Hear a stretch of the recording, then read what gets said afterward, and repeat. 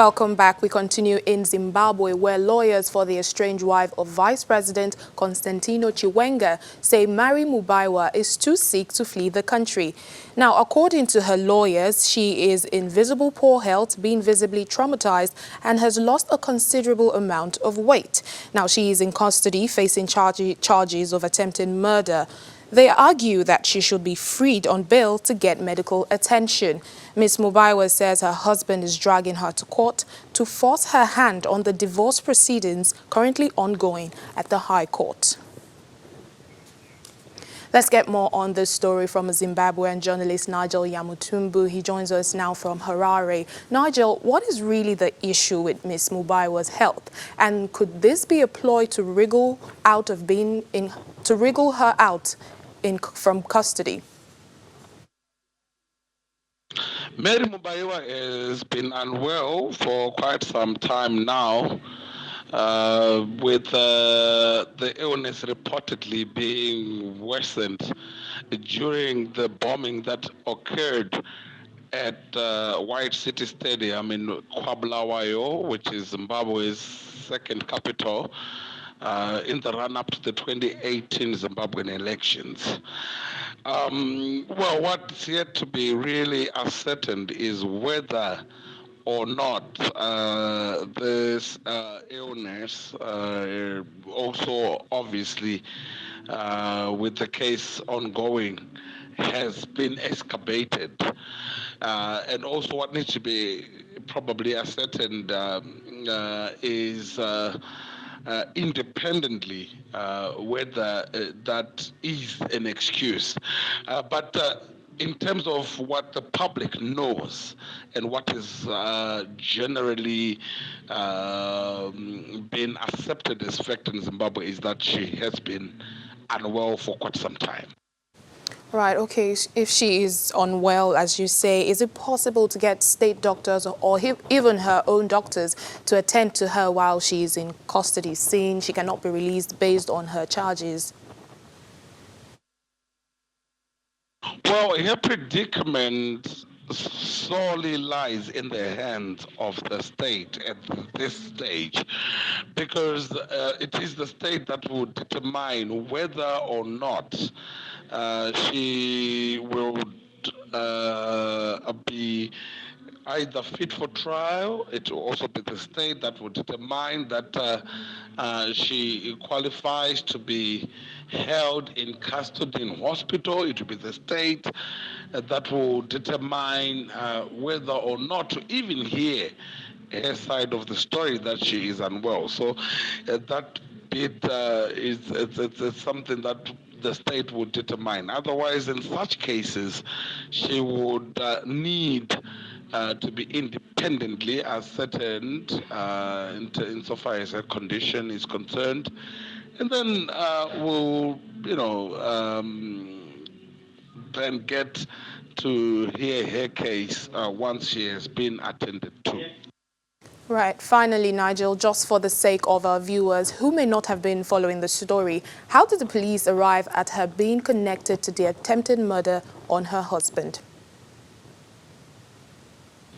What we have at the moment, insofar as a case on attempted murder is concerned, is that apparently during the time that the vice president was hospitalized in Johannesburg, South Africa, there was an attempt by her to take the vice president out of the life support mechanism that had put on him, something that would have resulted in his death. Basically, to disconnect the life support and to disconnect all that they had put on the vice president to ensure that he does not bleed. So the evidence is coming from the inner security of Vice President Chiwenga, that is the state security according to him. So whether that is true or not, it is still a case that is before the courts, and the courts will make a determination to that effect. Right, thank you for joining us, Nigel Yamutumbu, a Zimbabwean journalist. A series of consultative meetings across Somalia's federal member states seeking stakeholders' view on how key national priorities can be realized next year have closed. A senior delegation of representatives from some of the country's international partners were in Puntland's capital, Garowe, for the final stage of their visits. In addition to the UN envoy, James Swan, the delegation was made up of the European Union Deputy Head of Delegation to Somalia, Nicole Miller, the African Union Mission in Somalia's Chief of Mission Support, Major General Fidza Dludlu, and a representative of the Intergovernmental Authority on Development, Noor Abdi Isse. The delegation met with Puntland's President, Abdullahi Deni, and other political and social actors in the state, such as cabinet ministers and civil society representatives. Look ahead to 2020 and what will be a critical year for Somalia. We have been engaging with a range of stakeholders across the country to hear their views on how the key national priorities can be realized. These priorities include preparations for one-person, one-vote elections, finalization of the federal constitution, continued progress towards debt relief, and the fight against Al-Shabaab.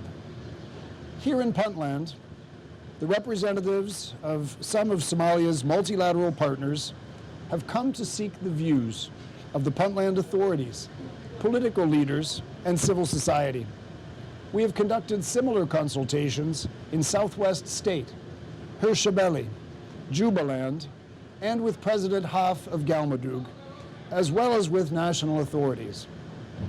These consultations have been an opportunity to hear directly from stakeholders as to how Somalia's national priorities can be achieved. The UK-Nigeria Tech Hub has organized a pitching competition for Nigerian women entrepreneurs to be part of the Africa-UK Female Tech Founders 2020 program.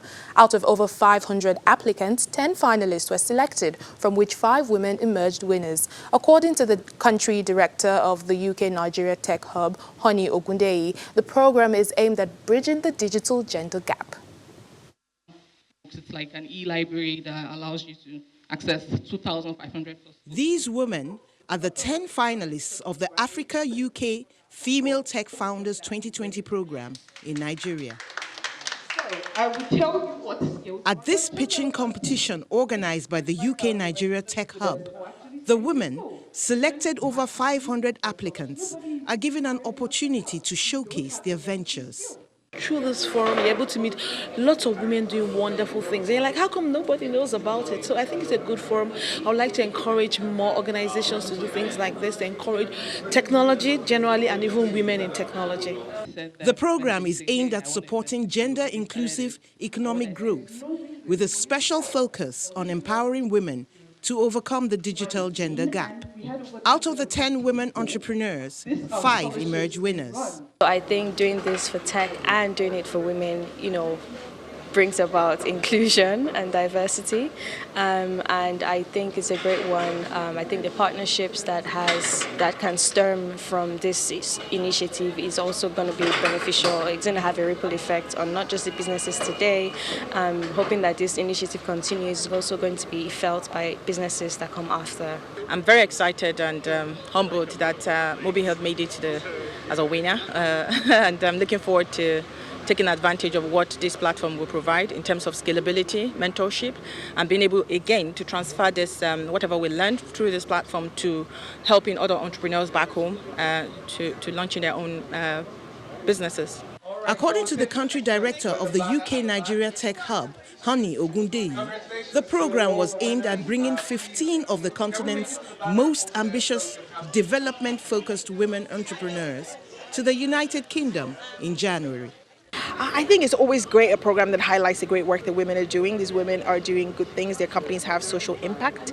They're hiring people and they're doing their bit to grow the digital economy. So one of these programs for us is to highlight diversity and inclusion in technology, which is very important to us.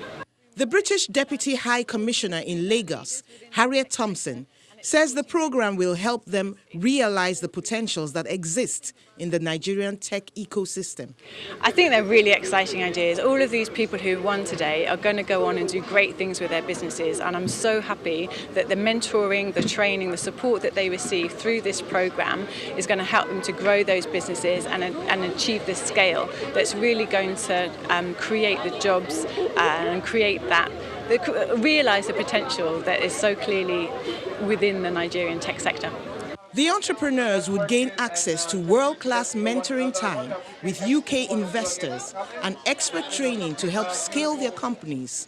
The UK Africa Investment Summit would take place in 6 weeks, and the winners would be in London to attend. The UK Nigeria Tech Hub was launched as part of the International Tech Hub Network in partnership with the British High Commission in Nigeria. Well, that's it on the program. Thank you so much for watching. I'm Layo Adigoke.